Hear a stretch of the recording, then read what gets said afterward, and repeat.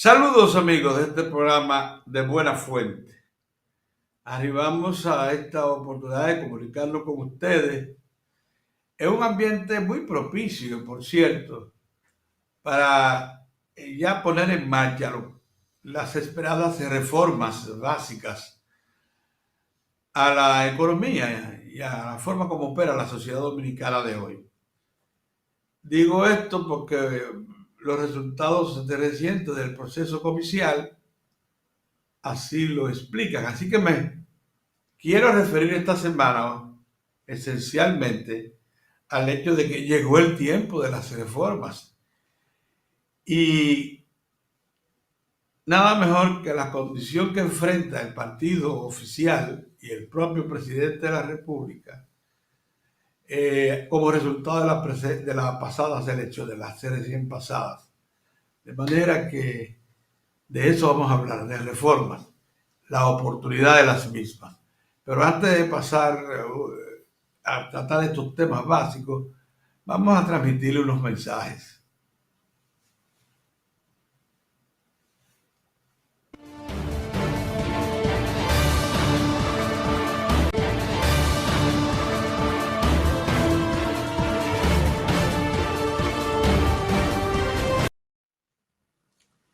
El cuadro general político, de resultados electorales, de demanda de la población, todo hace factible que se produzcan las tan esperadas reformas a fondo de las estructuras legales y administrativas que dominan la sociedad dominicana de hoy y que obligan a una actualización para que la partición de riqueza, de acceso a servicios de calidad, sea más equitativa. Porque si en algo estamos claramente convencidos es que la sociedad dominicana, que nadie duda progresa y lo hace a un ritmo mayor que cualquier otra nación de América Latina, sin embargo lo hace en un ambiente sin equidad, o sea, no distribuye lo que produce de manera equitativa entre los sectores que la producen, los empresarios, los dueños del capital, los trabajadores abajo, que son los que se emplean, tanto en el plano del empleado como del trabajador mismo, para generar esa riqueza.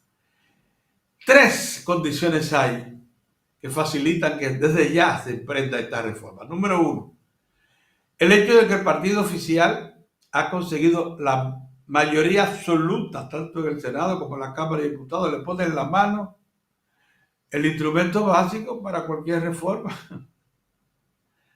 Tiene incluso más de 2/3, que son lo que se necesitan para cualquier tipo de reforma.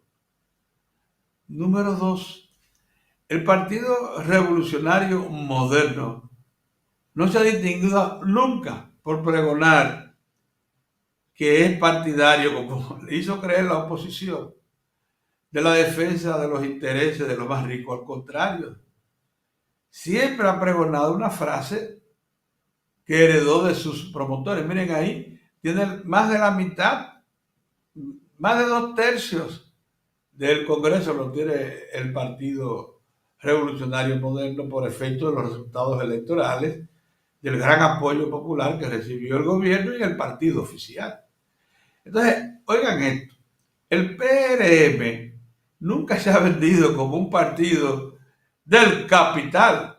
Ese es más, durante 3 años y medio de poder que tiene, lo que han hecho es sacrificar el presupuesto público para subsidiar a los pobres.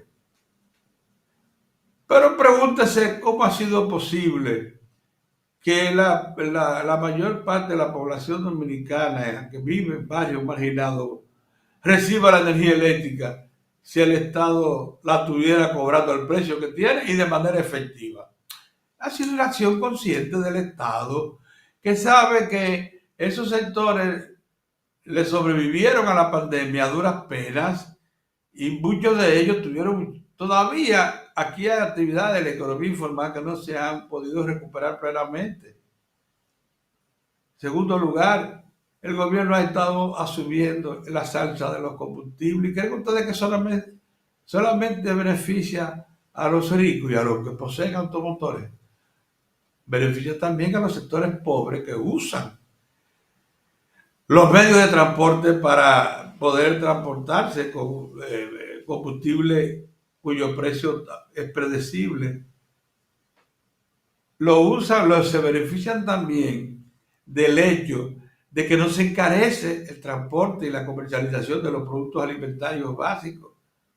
Porque si usted sube el gasoil, no solamente la actividad productiva, sino también de transporte de mercancías se incrementa. Y eso lo va a pagar, como siempre, el pueblo. Eso es así. Pero, por otro lado, el gobierno incrementó notablemente los programas de subsidio directo a las familias pobres. Prepárate y demás. Son sumas que superan los centenares de millones de pesos cada año. Centenares de miles de millones de pesos. O sea que es un partido de vocación, de servicio a los sectores más empobrecidos. Eso por un lado. Por el otro, ya ese partido dijo, por boca de su principal líder y presidente de la República, que no aspira a la reelección, o sea, no tiene que guardarle espalda, ni ser gracioso a los sectores de poder, ni a los sectores de poder, ni al propio pueblo. Ya lo que tiene que ser es justo. O sea, están dadas todas las condiciones para que se pueda aplicar en el país una reforma a fondo. Y es una reforma que tiene que estar orientada en varias direcciones. Número uno, una reforma tributaria y fiscal para que el país corrija muchos asuntos que están pendientes desde la última reforma. La última reforma a fondo que hubo tributaria y fiscal data de 1992. Se le han hecho algunos parches hace 8 o 12 años, pero no alcanzó a tocar la base misma de la reforma. Hay que también actualizar todo lo que tiene que ver con el régimen legal eléctrico de ese servicio social que se llama electricidad. Hay que tocar en el fondo la ley que crea el sistema dominicano de seguridad social. Hay que llegar a un entendimiento para actualizar el Código de Trabajo de la República Dominicana que rige las relaciones entre empleadores y empleados. Todo eso, esta es la oportunidad de lograrlo. Esta es la oportunidad de avanzar hasta niveles que sean los recomendables para que esta sociedad deje atrás una situación que se presenta en el país, y es que tenemos una canasta básica alimentaria de 44,000 pesos y un salario mínimo nacional de 21. O sea, ni siquiera alcanza para la mitad del costo, una canasta alimentaria y de servicios básica. Porque esa es la canasta del quinto, del quintil. Esa es la que se refiere a comida, alojamiento, casa, transporte, vestidos, etc. Con 44,000 pesos que una familia de 5 componentes puede vivir en este país. Y solo le tiene garantizado, si hay un empleo en la familia, 20,000, o sea, menos del 50% del costo de esa canasta. O sea, habría que emplear a más de un miembro, por lo menos 3, para alcanzar el costo de la canasta. Esa situación no puede seguir existiendo. De manera que creo que la reforma a las condiciones de trabajo, o sea, la seguridad social, la reforma fiscal y demás, llegó su momento. El presidente lo dijo, y ya la oposición parece estar en esa actitud. Es más, El presidente no se ha confiado únicamente de la mayoría que tiene para poder hacer pasar esas reformas, sino que quiere que haya consenso. Por eso ha convocado a los líderes políticos de las principales fuerzas opositoras y a sindicatos de empresarios y de trabajadores para discutir este asunto.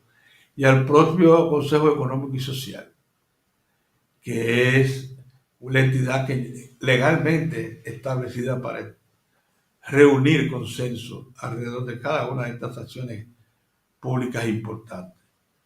Pero sigamos hablando de la segunda parte, porque aquí lo que estamos presentando nada más es el cuadro, pero pudiéramos dar alguna luz acerca de por dónde vengan las reformas, así que eso será en la segunda parte.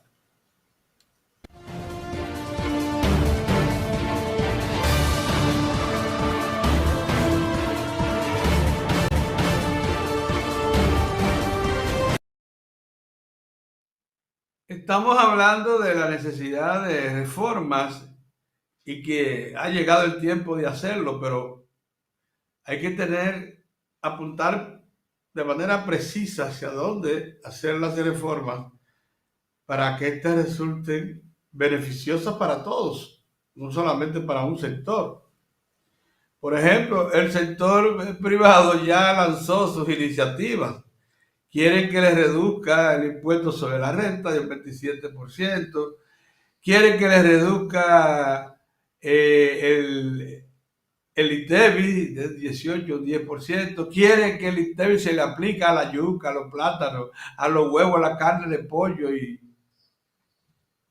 Dios mío, a una serie de alimentos que son básicos y que el país lo consume gracias a que existe una forma de proporcionarlo indirectamente. Y quiere muchas cosas más. Bueno, a esos señores lo que hay que decirles es que ya las zonas francas están muy maduras para que no paguen un solo centavo de impuesto. Uno solo. Ni impuesto sobre la renta, ni TEVIS, ni impuesto al capital. Entonces, es una legislación que tiene 50 años. Ya maduraron. O sea, a la zona franca yo creo que deben prepararse para pagar, aunque sea una proporción, pero una proporción de las ganancias que declaren cada año. Porque entonces tendríamos una zona franca que solo aportan empleos y empleos que no son necesariamente de calidad. Han ido mejorando con el tiempo, pero son empleos que son su valor. Agradecemos la presencia de la zona franca. Es más, a la zona franca han ido a parar a industrias que eran formales, como todas las tabaqueras del país. Va de 60 empresas que antes tenían a su personal y todas ellas involucradas con el sistema formal de organización. Ya esas empresas no pagan impuestos a la ganancia, no pagan ITEVIS, ningún impuesto. Pero ponga usted que esa industria que aporta alrededor de 1.500 millones de dólares a la industria tabaquera del país, de alguna manera tenía que habituallarse de protección para poder confrontarse con los demás productores. Hay un mercado muy activo, muy competido de cigarros en el mundo. Sí, pero óigame, un momentito, pague algo. Lo mismo pasa en ese campo. Hay invernaderos que también se declararon zonas francas para no pagar nada de impuestos. Entonces hay mucha distorsión en el asunto ya, mucha distorsión. Y tenemos que, entre otras cosas, modificar el sistema dominicano de seguridad social. Todos sabemos que este sistema, que ya va para 20 años, cuando en el 2028 cumpla las primeras 330 cuotas que le reclama la ley para retirar el primer número de pensionados, la pensión no alcanzará ni siquiera para el 32% del último salario. Eso no puede ser, eso hay que modificarlo. Hay que incrementar el aporte que hace la seguridad social, o sea, lo que se ahorra en el fondo de pensiones para que estas pensiones pasen a ser siquiera de un 60 o 70%. Pero eso es irrisorio. Entonces, la cápita tiene el aporte tiene que ser mayor. Para eso hay que crear condiciones de mejoras de salario y al mismo tiempo de un aporte que no tiene. Es el 8.9% del salario que se aplica como ahorro.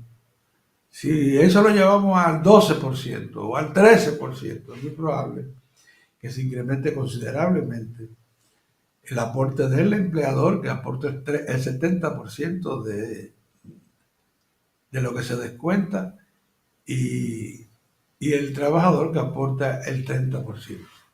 Pero es indispensable que eso acontezca.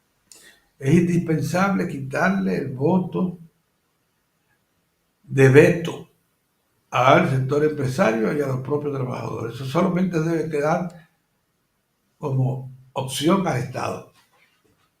Muchísimas resoluciones, decisiones importantes de la seguridad social fueron archivadas porque simplemente el sector empresarial se opuso. Estamos hablando de centenares.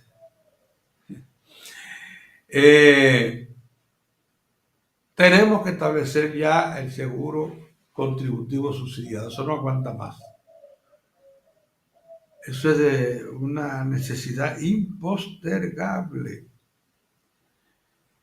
Un 54% de la población dominicana no tiene seguro de salud, porque eso del seguro subsidiado que da el Estado por vía de SENASA es una balandronada, es una burla.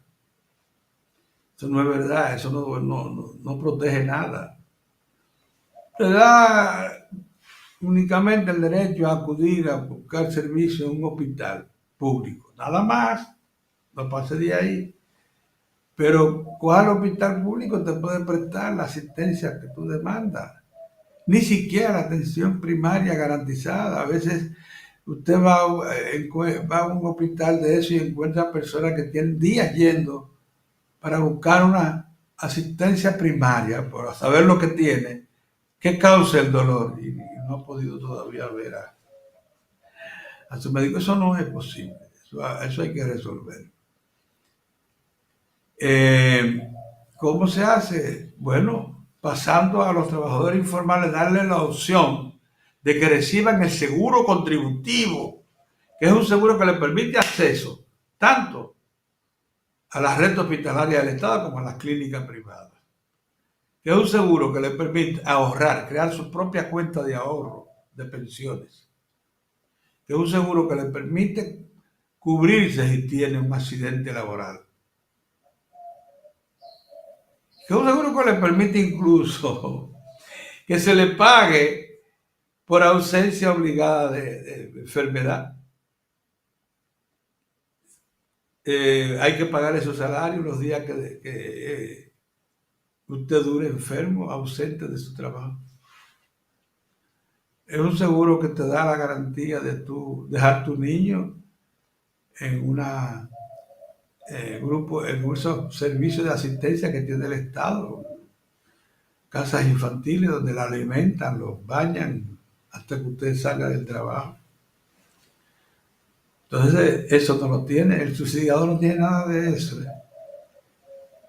Eso es injusto, eso afecta a más de la mitad de los 9.5, 10.5 millones de habitantes dominicanos.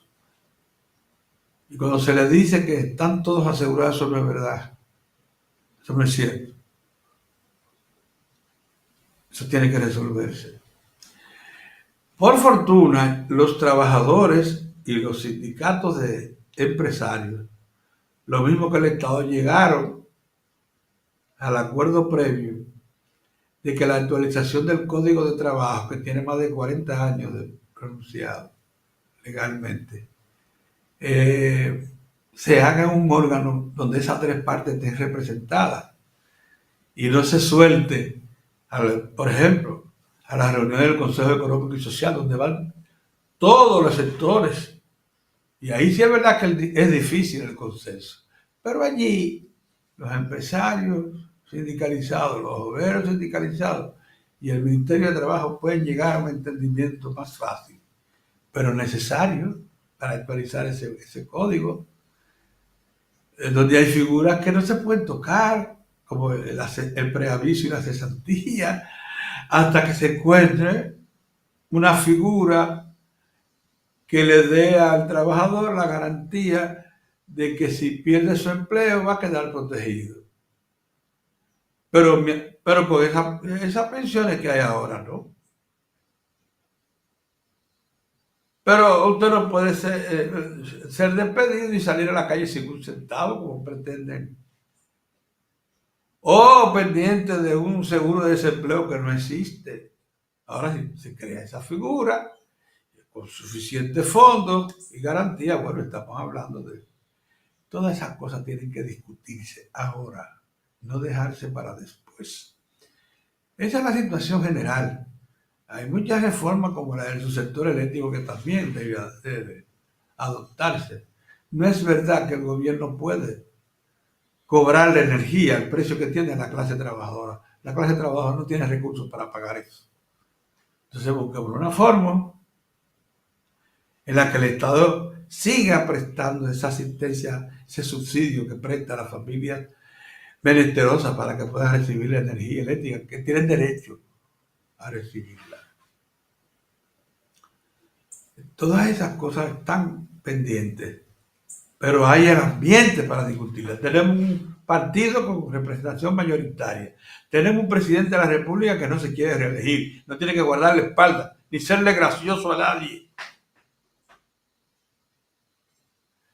Y tenemos también el acumulado de leyes, de estructuras que tienen demasiado tiempo operando, algunas de ellas muy distorsionadas, como vimos con el asunto de la ley que protege las zonas francas y el turismo. El turismo, hay zonas que tienen 50 años de exenciones y no pagan. Entonces, todas esas cosas hay que revisarlas, hay que actualizarlas para actuar con equidad, con equidad. Y en cuanto al código arancelario y código fiscal, señores, cuidado. Ahí sí es verdad que hay que hilar fino, porque allá los sabiondos que tienen los mayores instrumentos para el estudio de la situación están defendiendo los intereses de los empresarios nada más. Y aquí vamos a procurar ser equitativos también en la reforma. Y entender que hasta ahora eso ha estado de un solo lado el beneficio. Que los trabajadores y empleados necesitan que ese código les proteja para que la economía, como les digo, siga adelante, pero con mayor equidad. Es lo que queremos. Es lo que queríamos también plantear en este programa. Será hasta una nueva ocasión.